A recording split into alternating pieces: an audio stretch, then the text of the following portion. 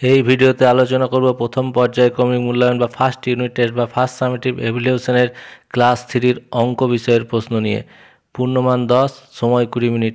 বিদ্যালয়ের নাম, নিজের নাম এগুলো লিখে নেবে। আর চ্যানেলে তুলে চ্যানেলটিকে সাবস্ক্রাইব করবে। এই ধরনের অনেক ভিডিও আমাদের ক্লাস ওয়াইজ আলাদা আলাদা প্লে লিস্ট করা আছে, দেখে নিও। একের দাগের হচ্ছে সঠিক উত্তরে ঠিক চিহ্ন দাও।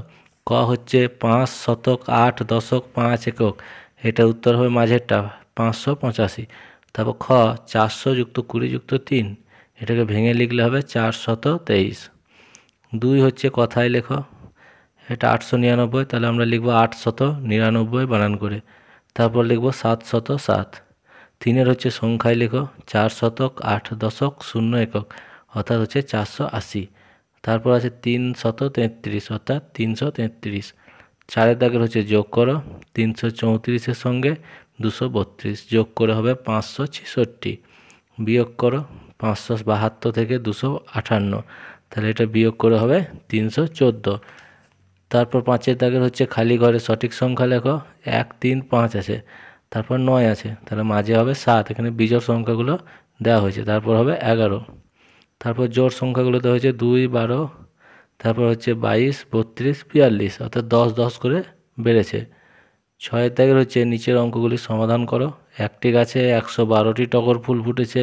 প্রতি গাছে সমসংখ্যক ফুল ফুটে থাকলে এরকম 3টি গাছে মোট কতগুলি টগর ফুটেছে? তাহলে 112কে 3 দিয়ে গুণ করতে হবে।